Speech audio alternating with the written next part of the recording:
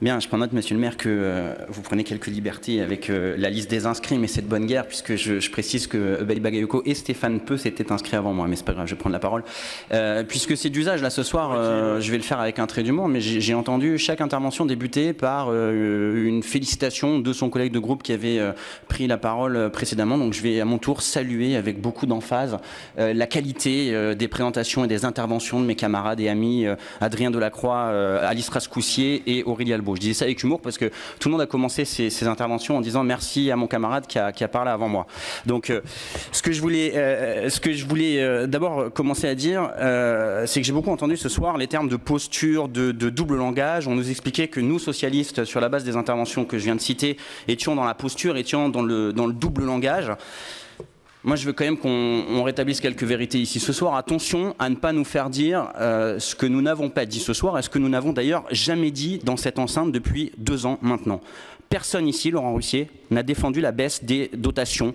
Personne dans cette enceinte n'a jamais dit que c'était bien, qu'on félicitait le gouvernement de baisser les dotations aux collectivités locales. Je note d'ailleurs que les socialistes, les communistes et les écologistes sont au département, puisqu'on en a beaucoup parlé ce soir, vous en avez beaucoup parlé ce soir, rassemblés dans une même bataille pour la renationalisation du financement du RSA. Personne ici, en tout cas, n'a jamais considéré que c'était une bonne chose de tarir les financements des collectivités locales. Simplement, la nuance qu'on a avec vous sur cette question, c'est petit 1, qu'on regrette que la réforme du financement de la DGF qui était prévue pour cette année ait été ajournée, alors qu'elle aurait créé davantage les conditions d'une prise en compte des difficultés sociales des communes. En tout cas que sur le territoire de Plaine Commune, et notamment à Saint-Denis, selon les simulations qu'on pouvait trouver sur le site du journal Le Monde, elle aurait permis une augmentation de la dotation de fonctionnement. Et par ailleurs, on salue, nous, contrairement à vous, l'augmentation de la péréquation. Je rejoins complètement ce que disait Adrien Delacroix tout à l'heure. L'essentiel, c'est qu'au final, l'argent, elle arrive dans les caisses de la ville de Saint-Denis et des villes qui en ont le plus besoin. Cette péréquation, elle augmente, il faut le saluer, elle est insuffisante et on le dit nous aussi, mais je ne veux pas qu'on puisse nous faire dire qu'on est satisfait de la situation actuelle. Personne ne l'a dit, personne ne le dira. Figurez-vous, Laurent Russier, que nous étions quelques-uns, je réponds aussi à Vincent Luette, ça a été évoqué en filigrane dans plusieurs interventions, nous étions quelques-uns aujourd'hui, sous la pluie également en manifestation. Figurez-vous que nous étions quelques-uns, la majorité de ce groupe a voté avec vous le vœu contre la révision constitutionnelle, heureusement enterrée hier. Figurez-vous que nous étions quelques-uns à être opposés à la déchéance de nationalité et que nous étions contre cette révision constitutionnelle. Figurez-vous également qu'on était quelques-uns à être contre le CICE et le pacte de responsabilité. Et figurez-vous, puisqu'on a parlé d'impôts, parce que j'ai pas envie qu'on se fasse de faux procès à nous dire vous les socialistes, vous défendez mordicus telle ou telle mesure et par contre vous êtes dans la posture quand il s'agit de parler d'impôts. Figurez-vous ici que personne ne remet en cause le principe de l'impôt progressif. On n'est pas opposé par essence à une augmentation de la fiscalité, du recours au levier fiscal. Simplement ce qu'on dit, et c'est là encore une nuance qu'on a avec vous, c'est que l'augmentation de la fiscalité, quand on y a recours, elle doit être assortie d'un certain nombre de conditions. Petit 1, la recherche d'économies de fonctionnement qui permettent d'être sûr qu'on n'a pas de possibilité de faire autrement. Et petit 2, que l'augmentation de la fiscalité, elle doit en priorité servir à financer de nouveaux investissements. Alors, je voulais également vous répondre, Laurent Russier, sur 3 points, parce que vous nous avez d'abord promis une courte intervention, ça n'a pas été le cas, mais c'était un plaisir de vous écouter comme lors de chaque conseil municipal. Mais au cours de votre intervention intéressante, vous nous avez quand même asséné quelques contre-vérités, quelques mensonges et puis quelques beaux exemples d'autosatisfaction. Des contre-vérités sur la position des socialistes à Plaine Commune. Des mensonges un peu faciles sur l'abandon présupposé des politiques de soutien à la petite enfance du conseil départemental et puis un bel exercice d'autosatisfaction sur la politique municipale que vous menez. Des contre-vérités, disais-je d'abord, sur le débat d'orientation budgétaire à Plaine Commune. C'est vrai qu'à Plaine Commune, on a fait valoir un certain nombre comment dirais-je, un certain nombre d'options similaires à celles du président de Plaine Commune, à celles de la vice-présidente aux finances. notamment sur la question de la stratégie budgétaire qui était présentée, qui était proposée. C'est vrai également que visiblement on se rejoint sur un certain nombre de sujets, sur les enjeux métropolitains, sur la nécessaire mise en place d'une péréquation métropolitaine, sur la nécessaire mise en place d'une aide à l'investissement et sur des territoires qui jouent le jeu, hein, de la construction de logements à l'échelle métropolitaine. Mais c'est vrai également qu'on a énoncé un certain nombre de priorités, non pas différentes de celles de l'exécutif actuel de Pleine Commune, mais qu'on entendait mettre en avant davantage que les autres sur la question de l'emploi. Et puis sur la question des espaces publics et de la propreté. Et vous nous disiez, Laurent Russier, que 38% du budget de Pleine Commune serait consacré à cette question. Lors du débat d'orientation budgétaire de Pleine Commune, moi j'avais posé une question, d'abord en disant, parce qu'on ne peut pas dire le contraire, qu'on soit socialiste, qu'on soit communiste ou même à Pleine Commune, qu'on soit de droite à Épinay-sur-Seine ou à Saint-Ouen, personne ne peut dire que l'espace public aujourd'hui et que la propreté des espaces publics sur le territoire de Pleine Commune, a fortiori à Saint-Denis, la situation est satisfaisante. Personne ne peut le dire. Et donc nous, on tenait d'abord à le faire remarquer. Et ensuite, moi, j'avais posé une question, parce qu'elle est quand même un tout petit peu d'actualité en ce moment, sur la modification du dispositif de collecte des ordures ménagères. Ça n'aura échappé à personne. Depuis quelques semaines, les bennes de recyclables ne sont plus collectées que tous les 15 jours, alors que, en parallèle, les encombrants sont collectés tous les 15 jours au lieu de tous les mois auparavant. On a dit qu'on était satisfait que les encombrants soient évidemment plus fréquemment ramassés. Mais en revanche, sur la question de la collecte des recyclables, ça pose un certain nombre de questions. Petit 1, parce que ça va être désincitatif pour les gens qui avaient déjà un peu de mal à pratiquer le tri sélectif, qui rentraient très progressivement et malheureusement pas suffisamment dans les mœurs. Et petit 2, parce que les bennes aujourd'hui, si vous ne les ramassez que tous les 15 jours, elles débordent. Et forcément, quand elles débordent, c'est des amas de détritus, des amas de saleté supplémentaires. Donc sur cette question-là, Laurent Russier, non, il n'y a pas convergence sur tous les sujets, et j'avais posé un certain nombre de questions, j'avais par ailleurs évoqué un certain nombre de pistes. Je regrette que lors du débat d'orientation budgétaire, aucune réponse ne m'ait été faite sur la question, et donc nous on continuera, groupe socialiste, à la municipalité de Saint-Denis comme au conseil de territoire de Pleine Commune à nous mobiliser sur la question de la propreté des espaces publics, qui est une priorité impérieuse sur notre ville. Ensuite, je disais stop aux mensonges faciles sur la petite enfance. Vous nous parlez d'abandon des politiques de soutien du département à la petite enfance, d'abandon. Alors c'est vrai qu'il y a un choix qui a été fait par la majorité du conseil départemental, socialiste, écologiste et communiste. Je veux juste rappeler qu'à l'occasion du vote qui a eu lieu il y a quelques semaines, la majorité de la majorité, c'est-à-dire les élus socialistes et écologistes et la majorité des élus Front de Gauche, ont voté le budget qui a été proposé. La maire d'Aubervilliers, l'ancien maire d'Aubervilliers, ils ont voté le budget qui a été proposé. Les deux élus communistes de Montreuil, ils ont voté le budget qui a été proposé. Et en l'occurrence, il y a dans ce budget un choix assumé, mais on y reviendra tout à l'heure, au vu du contexte très compliqué qui est celui que connaissent les collectivités locales et a fortiori les départements, parce que je rappelle que les dépenses obligatoires de solidarité, et notamment le RSA, dont les dépenses sont en explosion depuis un certain temps, et encore plus depuis l'année dernière, dans le contexte que connaît le département sur le plan financier, le choix a été fait de concentrer justement sur la petite enfance les dépenses sur l'investissement plutôt que sur le fonctionnement. Et donc je vais vous faire la liste quand même. Les bénéficiaires de l'ADAGE, l'aide que perçoivent les familles qui font appel à des assistantes maternelles, 6 000 bénéficiaires en Seine-Saint-Denis, c'est 6 millions d'euros par an consacrés à la petite enfance par le conseil départemental. Les crèches départementales, c'est 62 millions d'euros qui sont consacrés par le département. Les subventions aux crèches associatives, qui ne sont pas remises en cause, 1,4 million dans le département. Et puis, évidemment, l'investissement, la rénovation des crèches départementales, l'aide à la construction, à la création de nouvelles places dans les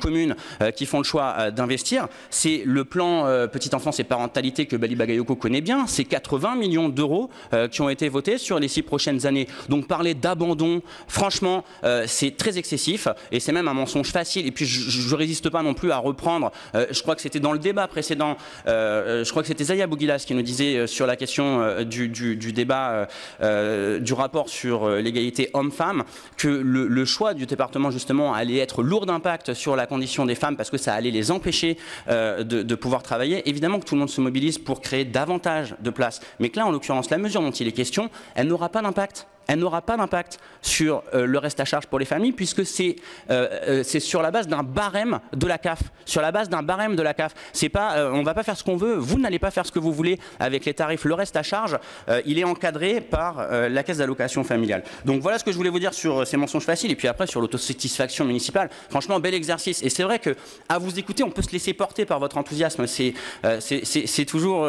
moi j'aime bien parce que on se rend compte que vous faites des choses, on se rend compte que vous y croyez et c'est heureux que vous soyez satisfait du travail que vous faites.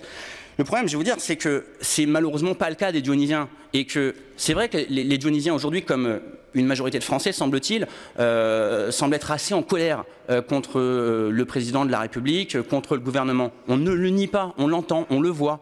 Mais par ailleurs, il ne semble pas non plus particulièrement satisfait de la politique municipale que vous menez aujourd'hui. Et franchement, moi je ne me réfugie pas derrière des sondages ou des enquêtes d'opinion pour le dire. Ce que je veux vous dire, c'est qu'il y a eu des élections qui ont eu lieu depuis votre reconduite à la majorité de cette ville. Et que lors des élections, alors bien sûr, il y a plein d'enseignements, les gens ne vont plus voter, le Front National progresse, mais en tout cas à Saint-Denis, il y a eu 2 enseignements lors des 2 récentes élections. Petit 1, lors des élections départementales, il y a 1 an, et il ne s'agit pas d'en refaire des tartines parce qu'on veut montrer nos muscles, mais pour la première fois, la majorité qui est la vôtre n'était pas majoritaire à l'échelle de la ville. C'est quand même un fait que vous ne pouvez pas ignorer. Donc manifestement, les candidats qui se réclamaient de la majorité municipale, et c'était le cas des 3 candidats dionysiens du Front de gauche, n'ont pas réussi à convaincre, en tout cas n'étaient pas majoritaires par rapport à la ligne que nous incarnions localement. Et petit 2, aux élections régionales, même si on peut se féliciter que et Front de gauche et socialistes aient progressé par rapport aux élections régionales de 2010, on note quand même que l'écart se creuse. Voilà, il y a 2-3 éléments qu'on peut regarder objectivement.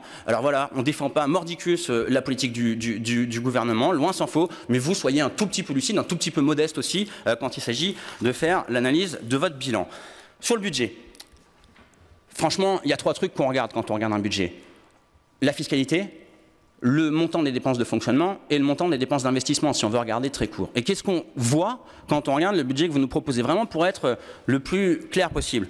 On voit que vous avez recours au levier fiscal, dont acte. On a dit qu'on pouvait y être favorable, qu'on n'y était pas opposé, en tout cas par essence, à certaines conditions. Mais on note dans le même temps que les dépenses de fonctionnement continuent à augmenter, plus 8,15 millions d'euros, même si, bien sûr, j'ai lu avec attention les 3 millions d'euros qui sont conjoncturels, qui sont liés à l'organisation de l'Euro 2016, toujours est-il qu'on parle quand même de masse importante.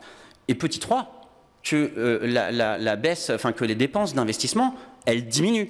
Elles diminuent, ce qui permet quand même, les dépenses d'investissement, c'est ce qui permet de voir la capacité ou non d'une collectivité à se projeter dans l'avenir et à préparer son futur. Et puisqu'on a beaucoup parlé du conseil départemental, Monsieur Privé, dans votre intervention inaugurale, vous avez à plusieurs reprises fait référence et émis des comparaisons. Par ailleurs, le vœu qu'on aura en fin de conseil municipal sur la politique départementale en matière de petite enfance nous laisse penser qu'aujourd'hui, vous avez plus tendance dans votre majorité à considérer ce conseil départemental comme un adversaire que comme un partenaire. Et on va comparer du coup ce qui est comparable. On va comparer puisque les situations financières des collectivités, toutes sont soumises à un certain nombre de difficultés dont on a fait état. Difficultés, je le disais, qui sont a priori plus conséquentes pour les départements au vu, et notamment pour la Seine-Saint-Denis au vu de l'explosion de leurs dépenses sociales. Le département, dans le même temps, le conseil départemental de Seine-Saint-Denis diminue ses dépenses de fonctionnement. Alors, il a aussi recours au levier fiscal. Il augmente la taxe sur le foncier bâti. Je note d'ailleurs qu'il n'augmente que la taxe sur le foncier bâti. C'est le seul levier fiscal sur lequel il peut agir, qui est payé par les seuls propriétaires. Vous, ce que vous allez nous proposer, c'est la taxe foncière, mais c'est aussi la taxe d'habitation qui est payée par l'ensemble des habitants, sauf ceux qui sont exonérés. Et puis surtout, le conseil départemental, malgré ce contexte, il réussit à augmenter l'investissement. Il ne le stabilise pas, il l'augmente.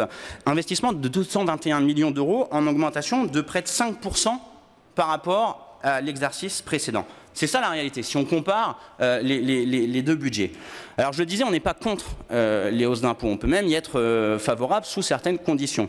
Simplement, voilà, ce qu'on note aujourd'hui, c'est que vous nous proposez de voter un budget qui prévoit une augmentation de la taxe foncière et de la taxe d'habitation, qui, je le rappelle, est potentiellement payée par l'ensemble des Dionysiens qui n'en sont pas exonérés, pas simplement les propriétaires comme la taxe foncière, non pas pour financer de nouveaux investissements, mais pour financer une augmentation des dépenses de fonctionnement. Et sur l'investissement, j'ai entendu ce que disait David Proulx tout à l'heure, c'est vrai, et franchement, s'il y a bien un domaine, et on l'a dit à plusieurs reprises, dans lequel on vous donne, enfin, dans lequel on est je ne vais pas dire satisfait, mais dans lequel on reconnaît que vous avancez dans la bonne direction, c'est bien les investissements éducatifs. Avec les limites qui ont été posées, notamment par Adrien Delacroix tout à l'heure, sur l'efficacité de la dépense publique en la matière, notamment sur le groupe scolaire Confluence. On a eu à plusieurs reprises l'occasion d'y revenir. Mais en tout cas, vous construisez des écoles, vous êtes sur ce sujet conséquent. Mais en tout cas, quand on est conséquent sur les questions éducatives, mais que dans le même temps, le budget d'investissement diminue, c'est que vraiment à côté, il n'y a plus grand-chose. Et c'est un peu ça la réalité du budget d'investissement et du plan pluriannuel d'investissement que vous nous présentez. Alors j'ai entendu tout à l'heure dans son introduction M. Privé qui nous expliquait la quadrature du cercle et les différentes options qui s'offraient à la ville de Saint-Denis au moment de voter son budget. Soit on recourait de façon excessive à l'emprunt.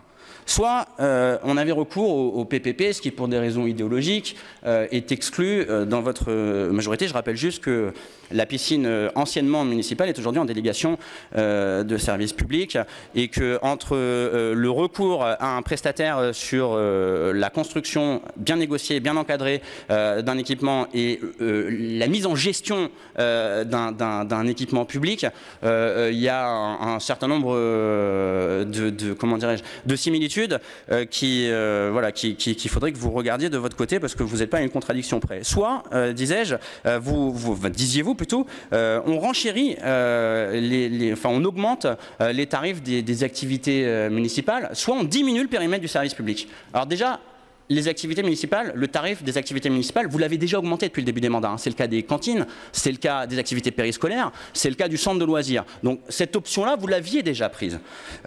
Et donc vous n'aviez pas d'autre choix que d'avoir recours à l'impôt, puisque l'ensemble des autres solutions étaient exclues. Mais à aucun moment, vous ne vous êtes posé la question d'une diminution des dépenses de fonctionnement. Évidemment, David Proulx, les dépenses de fonctionnement, c'est du service public. Mais ce n'est pas tout le temps du service public, c'est parfois autre chose que du service public. Ou en tout cas, ce n'est pas toujours du service public efficace et utile aux Dionysiens. Et donc, voilà pourquoi... Alors on ne peut que se satisfaire quand on lit dans le rapport d'orientation budgétaire il y a un mois ou dans le budget qui nous est proposé aujourd'hui qu'enfin vous allez chercher à faire des économies de fonctionnement. Mais pourquoi ne l'avoir pas fait plus tôt? Pourquoi aujourd'hui se poser la question de faire des économies? Ça fait quand même un certain temps qu'on se dit dans toutes les collectivités qui sont dans toutes les collectivités de France, me semble-t-il, qu'il s'agit de faire en sorte que les euros dépensés en fonctionnement ou en investissement soient utiles aux habitants, soit utile à nos concitoyens. Et malheureusement, on a l'impression que de votre côté, c'est une réflexion que vous ne faites qu'amorcer aujourd'hui. Alors, on parlait du département tout à l'heure. Vous en avez beaucoup parlé, du coup, je vais en parler moi aussi. Le département, c'est des charges, des dépenses de fonctionnement qui ont diminué de 35 millions d'euros entre 2008 et 2014, quand dans le même temps, l'inflation était de 10%. Le département, c'est moins 55% de dépenses de communication sur la même période, 2008-2014. Je passe sur la suppression de la cérémonie de vœux annuelle dans le hall de la préfecture qui coûtait près d'1 million d'euros par an. C'est moins 19% sur les fournitures via des mutualisations, via des centrales d'achat, chose que vous pourriez mettre en place, chose que vous pourriez faire plus qu'envisager afin de chercher justement à faire des économies de fonctionnement pour dégager de l'argent pour de l'investissement. Voilà, la réalité c'est ça, si on compare les deux budgets. Et alors, bien sûr, vous nous disiez, mais où est-ce qu'on fait des économies? Alors déjà, on commence par réinterroger un certain nombre de dispositifs ou de services qu'on reconduit année après année sans chercher à savoir s'ils sont efficaces, s'ils répondent aux attentes de la population. On pose un certain nombre de critères, on discute, et puis il y a des domaines dans lesquels c'est un tout petit peu plus simple, quoi. Par exemple, les dépenses de communication. Vraiment rien dans le budget pour savoir quelles sont les dépenses, quel est le montant total prévu dans ce budget 2016 pour les dépenses de communication de la ville. Tout juste, voit-on apparaître dans le plan pluriannuel d'investissement qu'il est prévu une dépense de 100 000 € pour la refonte du site internet de la ville. Franchement, déjà, ça fait un peu cher, hein, le site internet. Je ne suis pas sûr que ce soit par ailleurs une priorité et qu'on n'ait pas la possibilité de tirer ça vers le bas, mais en tout cas, rien sur la globalité. Adrien Delacroix y a fait référence tout à l'heure. Enfin, franchement, il y a de la marge de manœuvre quoi, sur les dépenses de communication de la ville. Juste ces 15 derniers jours.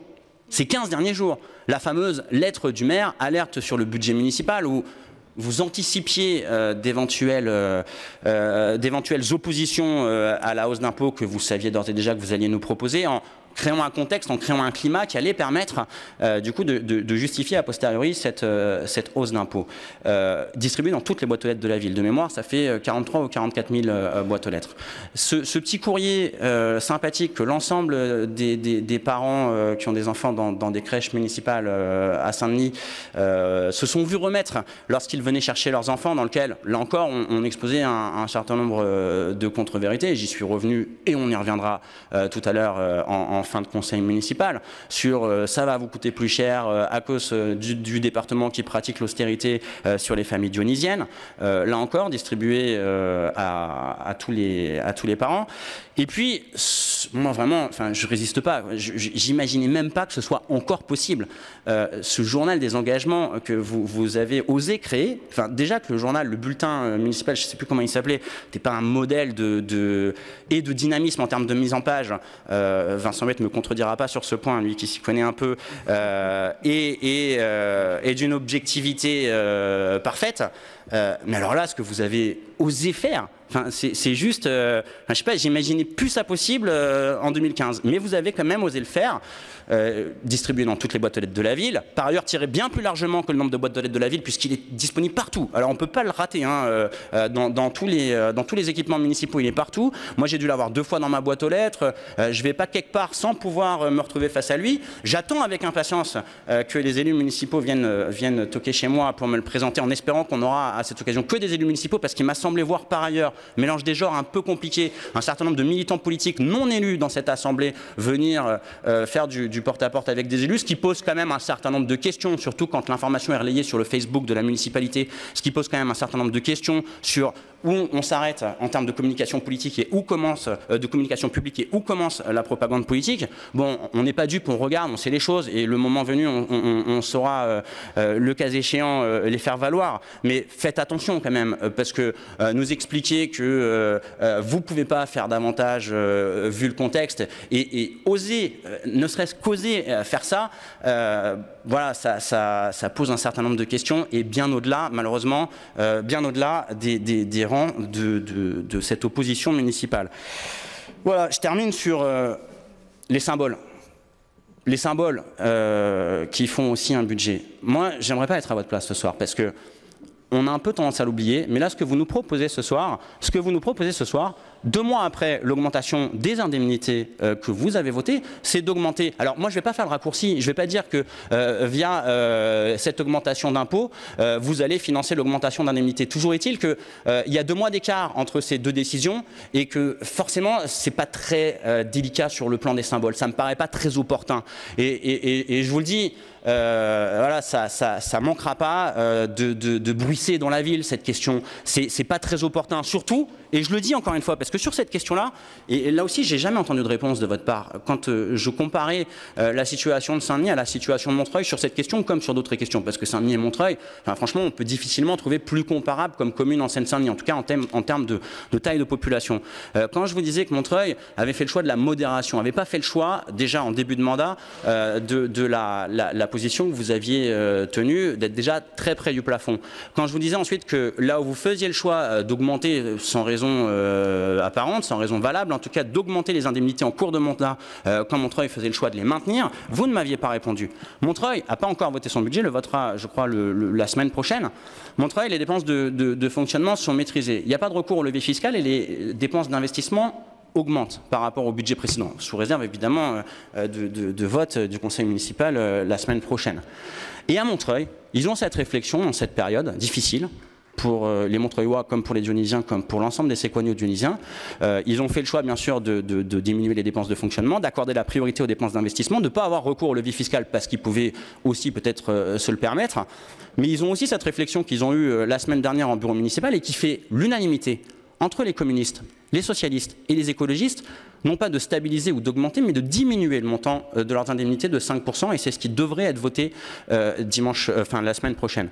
Voilà l'exemple d'une ville en tout cas qui fait des efforts sur les dépenses de fonctionnement, qui s'attache au symbole et qui au final réussit à augmenter les dépenses d'investissement au bénéfice de ces populations. Nous, c'est de ça dont on aimerait que vous vous inspiriez. Et je veux juste terminer en vous disant, tout à l'heure vous disiez, Jacqueline Pavia, que ça doit être facile d'être dans l'opposition.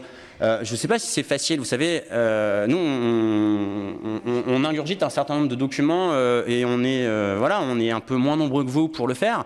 On essaie d'être crédible, on essaie de porter un certain nombre d'oppositions fermes, mais aussi un certain nombre de propositions alternatives, et on l'a fait sur un certain nombre de questions, sur la police municipale, sur la politique sportive, sur de très nombreux sur le droit des femmes en début de conseil municipal, sur un certain nombre de questions. On essaie de porter des propositions alternatives en n'étant pas dans l'anathème, en n'étant pas dans la polémique, mais en étant dans le débat. C'est aussi ce qu'on a essayé de faire à Pleine Commune lors du dernier débat d'orientation budgétaire. Mais quand même, souvent, les portes qu'on ouvre, on n'a pas l'impression que vous avez très envie de rentrer dedans. Et donc, c'est pas facile d'être dans l'opposition. Peut-être, et je dis ça sans polémique, que certains d'entre vous en feront l'expérience dans quelques années. Mais en tout cas, on essaie de faire ce travail. On essaie de faire ce travail le plus sérieusement possible. Et je regrette que quand on émet des propositions alternatives, de votre côté, vous ne les saisissiez jamais. Donc évidemment, en complet accord avec les 3 interventions de mon groupe qui m'ont précédé, je vous le redis, on votera contre ce budget avec détermination, mais également avec l'envie de continuer à nous battre pour cette ville, en ne désespérant pas que d'ici à 2020, vous fassiez d'autres choix politiques qui pourraient cette fois-ci aller dans le sens de l'intérêt des Dionysiens.